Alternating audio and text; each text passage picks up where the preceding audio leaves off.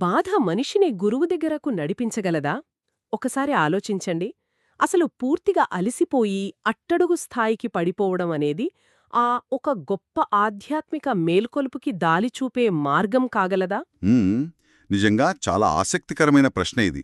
వినడానికి కొంచెం విచిత్రంగా కూడా అనిపించవచ్చు కదా. ఎందుకంటే సాధారణంగా మనకు కష్టాలు రాగానే వాటిని ఏదో ఒక విధంగా వెంటనే పరిష్కరించుకోవాలి అనుకుంటాం. అవును, కరెక్ట్. ఆ పరిస్థితి నుంచి ఎలాగైనా పారిపోవాలి అనుకుంటాం. కాని ఒక మనిషి జీవితంలో ఎదురైన తీవ్రమైన అశాంతి అతని అహంకారాన్ని పూర్తిగా బద్దలు కొట్టి అనుగ్రహం వైపు నడిపిస్తే ఎలా ఉంటుంది? సరిగ్గా అదే ఈరోజు మన డీప్ డైవ్ ముఖ్య ఉద్దేశం. The seeker and the Saint, A journey toward grace అనే మూలాధారం ఆధారంగా మనం నామధారకుడు అనే వ్యక్తి చేసిన ఒక గొప్ప అంతరంగ ప్రయాణాన్ని విశ్లేషించబోతున్నాం. అవును. ఇందులో ఆసక్తికరమైన విషయమేంటంటే, ఈ ప్రయాణంలో హిమాలయాలకు వెళ్లడాలు, పెద్ద పెద్ద తపస్సులు చేయడాలు లాంటివి ఏమీ లేవు. నిజమే.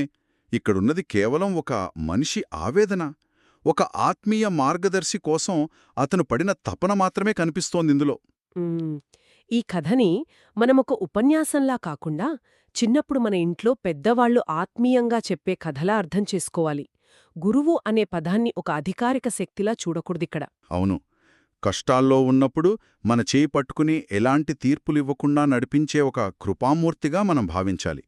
అప్పుడే ఈ మూలాధారంలో ఉన్న అసలైన భావం శ్రోతలకు చేరుతుంది. ఖచ్చితంగా. సరే, ముందుగా నామధారకుడి పరిస్థితి గురించి మాట్లాడుకుందాం. అతని జీవితంలో ఒక చీకటి దశ మొదలైంది కదా.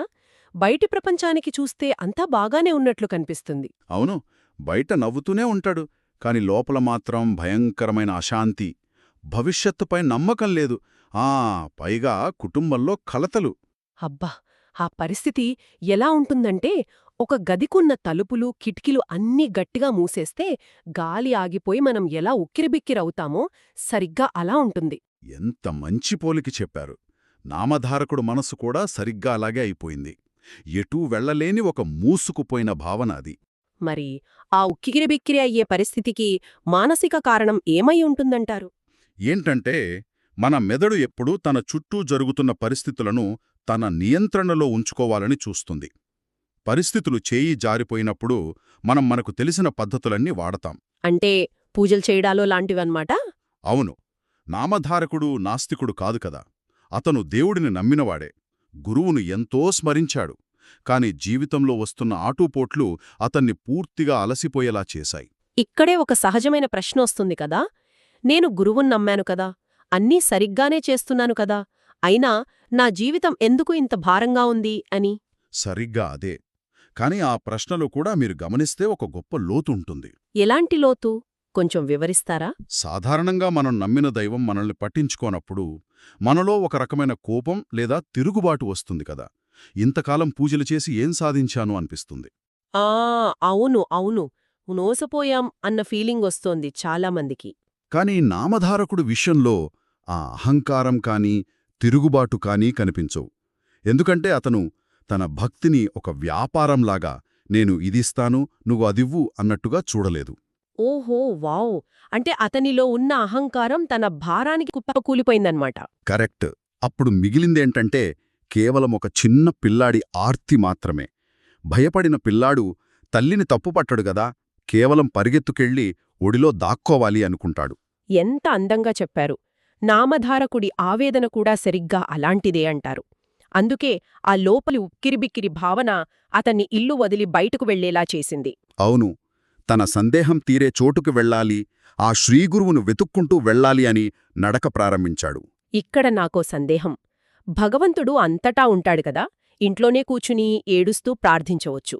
దానికి ఇల్లు వదిలిపెట్టి ఎండలో నడవాల్సిన అవసరమేమొచ్చింది? దీని వెనుక ఒక బలమైన కారణముంది. భౌతికమైన కదలికకు మన మానసిక మార్పుకు చాలా దగ్గరి సంబంధముంటుంది. అంటే వాతావరణం మారితే ఆలోచనలు మారతాయంటారా? ఖచ్చితంగా.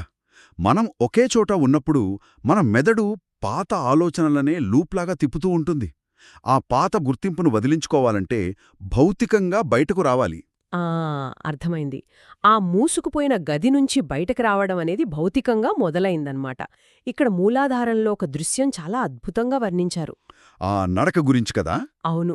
దారి పొడోనా భయంకరమైన ఎండ, బాగా అలిసిపోయి పుండ్లు పడిన పాదాలు, ముఖం మీద వీస్తున్న వేడి గాలి, అతను శారీరకంగా పూర్తిగా అలిసిపోతున్నాడు. అయినా సరే ఆ ఆవేదనలో అతను పెదవులపై ఒకే ఒక్క పిలుపుంది, శ్రీగురూ నన్ను విడిచిపెట్టకండి అని. నిజంగా రోమాలు నిక్కబొడుచుకునే దృశ్యమిది. ఇక్కడ మనిషి దగ్గర ఉన్న బలం, జ్ఞానం అన్నీ ఓడిపోయిన తర్వాతే నిజమైన ఆర్తి బయటకొస్తుందా? ఖచ్చితంగా. శరీరానికి కష్టం కలిగినప్పుడు మనస్సులోని అహంకారం సులభంగా కరిగిపోతుంది. మనం సౌకర్యంగా ఉన్నప్పుడు 100 ప్లాన్లు వేస్తాం. ఉమ్, నేను అది చేస్తాను, ఇది చేస్తాను అని ఈగో అడ్డొస్తుంది. అవును. కాని ఇంకా ఒక్క అడుగు కూడా వేయలేని స్థితికి చేరుకున్నప్పుడు నా వల్ల ఏమీ కాదు, నువ్వే దిక్కు అనే ఒక శరణాగతి పుడుతుంది. ఆ రాత్రి నామధారకుడికి అదే జరిగింది. పూర్తిగా అలిసిపోయి నిద్రలోకి జారుకున్నాడు కదా, అక్కడే అతనికి ఆ దివ్యమైన దర్శనం లాంటి అనుభవం కలిగింది. ఆ కలలో ఒక మహాయోగి రూపం కనిపించటం. ఇక్కడ నేనడగాల్సిన ప్రశ్న ఒకటుంది. అది కేవలం ఒక కల మాత్రమే అనుకోవచ్చా? మెదడు సమస్యను పరిష్కరించలేక తనకు తాను ఇచ్చుకున్న ఒక కృత్రిమమైన ఓదార్పు కాదా? సైకాలజీ ప్రకారం అలా అనిపించవచ్చు. కాని ఇక్కడ మనం చూడాల్సిందేంటంటే, పగటిపూట మన ఆలోచనల వల్ల మనం ఒక ఈగో గోడ కట్టుకుని ఉంటాం. ఇది సాధ్యం కాదు, నా జీవితం ఇంతే అనుకుంటాం. అవును, మెలకుగా ఉన్నప్పుడు లాజిక్ ఎక్కువగా వాడతాం కదా. కరెక్ట్. కాని నిద్రలో ఆ తార్కికమైన అడ్డంకులు ఉండవు. అందుకే కలలో కనిపించిన ఆ రూపం భయపెట్టేదిగా కాకుండా అంతులేని కరుణతో కూడిన ఒక ఓదార్పులా అనిపించింది. అంటే దీన్ని మనం ఇంక మాట్లాడుకున్న చీకటి గది ఉదాహరణకు కనెక్ట్ చేయవచ్చా? ఆ మూసేసిన గదిలో సందులోంచి హఠాత్తుగా ఒక చిన్న వెలుతురు రేఖ పడితే ఎలా ఉంటుంది? ఆ అద్భుతమైన పోలిక. ఆ వెలుతురు గదిలోని చీకటిని పూర్తిగా పోగొట్టకపోవచ్చు కాని ఆ గదికొక తలుపు ఉంది అనే ఆశనిస్తుంది. ఆ కలలోని మహాయోగి దర్శనం నామధారకుడి మనస్సులో ఒంటరితనాన్ని దూరం చేసి సరిగ్గా అదే ఆశను నింపిందన్నమాట. ఖచ్చితంగా. ఆ నమ్మకంతోనే అతను మరుసటి రోజు తన ప్రయాణాన్ని కొనసాగించాడు. ఇక్కడే అతనికి ఆ సిద్ధముని ప్రత్యక్షమయ్యాడు. అవును, ఆ ఘట్టం చాలా కీలకం. నామధారకుడికే ఆ సిద్ధమునిని చూడగానే అర్థమైపోయింది, నిన్న రాత్రి కలలో కనిపించిన రూపానికి ఇప్పుడు తన ముందున్న మునికి సంబంధముందని. ఎందుకంటే ఆ ముని ముఖంలో ఉన్నది కేవలం ఆత్మవిశ్వాసం కాదు, అది అంతులేని ఆత్మశాంతి. అది నామధారకుడిని అట్టిపడేసింది. ఇక్కడే నాకు పెద్ద ఆశ్చర్యమేస్తుంది. సాధారణంగా మనం బాధలో ఉంటే మన బాధను వినేవాళ్లు దొరికితే చాలు, గంటల తరబడి ఏడుస్తూ ఒక పెద్ద కథలా చెప్తాం కదా. అవును, ప్రతి చిన్న విషయం వివరిస్తాం. కాని ఇక్కడ ఏమీ చెప్పకముందే ఆ సిద్ధముని కరుణతో చూసిన చూపు నామధారకుడికి అంతటి ఓదార్పును ఎలా ఇవ్వగలిగింది? మాటలకందని ఆ నమ్మకం ఎలా కుదిరింది? దీనికి కారణం మానసిక శాస్త్రంలో చెప్పే సైకలాజికల్ సేఫ్టీ అండి. నామధారకుడు నేను ఎక్కడ తప్పు చేశాను, గురుకృప అంటే ఏమిటి, నా పిలుపు చేరుతుందా అన్న ప్రశ్నలతో కుమిలిపోతున్నాడు. చాలా బరువైన ప్రశ్నలవి. అవును. ఆ బాధను మాటల్లో పెట్టటం మళ్లీ ఒక పెద్ద శ్రమ.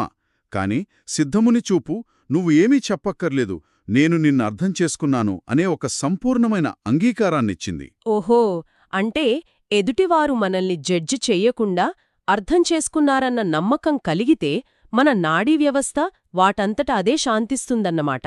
సరిగ్గా చెప్పారు. మునిచూపు ముందే అతని మనసును చదివేసింది. ఆ క్షణంలోనే అతనిలోని భారం సగం తగ్గిపోయింది. మరి సిద్ధముని ఆ బరువైన ప్రశ్నలకు వెంటనే సమాధానమిచ్చాడా? అంటే నువ్వు ఇలా చెయ్యాలి, అలా చెయ్యాలి అని సలహాలివ్వలేదుగదా? ఇవ్వలేదు. ఒక గురువుగా 5 పాయింట్ల ప్లాన్ చెప్పొచ్చు. కాని ఆయన అలా చెయ్యలేదు. దానికి బదులు గురుచరిత్ర అనే ఒక మహాకథద్వారాన్ని అతను ముందు తెరిచాడు. దీన్ని మనం ఒక అద్భుతమైన విషయంగా చూడాలి. ఎందుకంటే దారి తప్పినవాడికి చేతిలో మ్యాప్ పెట్టి వెళ్ళు అనకుండా అతని చెయ్యి పట్టుకుని ఒక అందమైన తోటలోకి తీసుకెళ్లినట్లుగా ఉందిగదూ. అవునండి. ఎందుకంటే కొన్ని ప్రశ్నలకు ఒక వాక్యం సరిపోదు. వాదనలతో, లాజిక్తో తీరిన సందేహాలు ఇలాంటి కథల ప్రవాహంలో నెమ్మదిగా కరిగిపోతాయి. ఇక్కడ మన ఈగో అడ్డు రాకుండా ఉండటానికి కథలు చెబుతారు అంటారు, అంతేనా? కరెక్ట్. నేరుగా సలహా ఇస్తే నీకు నా పరిస్థితి ఏం తెలుసు అని మన ఈగో గోడ కట్టుకుంటుంది. దాన్నే మెంటల్ ట్రోజన్ హార్స్ అంటారు. మనసులోకి చొచ్చుకుపోయే ఒక అస్త్రంలాగా అన్నమాట.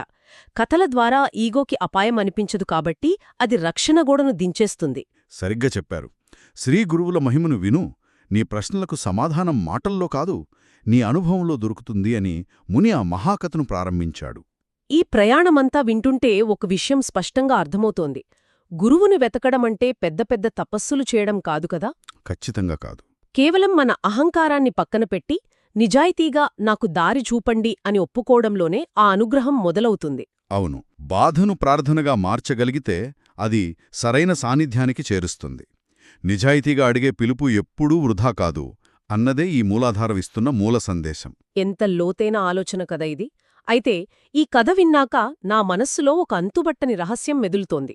మనం గురువును వెతుక్కుంటూ వెళ్తామా, లేక మన ఆవేదనను సాకుగా తీసుకుని ఆ గురువే మనల్ని వెతుక్కుంటూ వస్తాడా అని. నిజమే, ఇది చాలా లోతైన చింతన. ఏది ఏమైనా ఆ ఒప్పుకోలు, వినమ్రత ఎక్కడ మొదలవుతుందో అక్కడే అనుగ్రహం ఉంటుంది. ఖచ్చితంగా. సరే, సిద్ధముని ఇప్పుడే ఆ కథల తోట తలుపులు తెరిచాడు. మరి ఆ తోట లోపల ఏముంది? తర్వాతి భాగంలో సిద్ధముని గురుమహిమను ఎలా వెల్లగించబోతున్నాడు? చాలా ఆసక్తికరమైన లీలలు, అద్భుతాలు జరగబోతున్నాయి ఆ గురుచరిత్రలో. అవన్నీ కూడా మనం వచ్చే డీప్ డైవ్లో మరింత లోతుగా అన్వేషిద్దాం. ఆలోచిస్తూ ఉండండి. ఆ చీకటి గదిలో పడిన చిన్న వెలుతురు రేఖ బహుశా మన తలుపు కూడా తడుతుందేమో.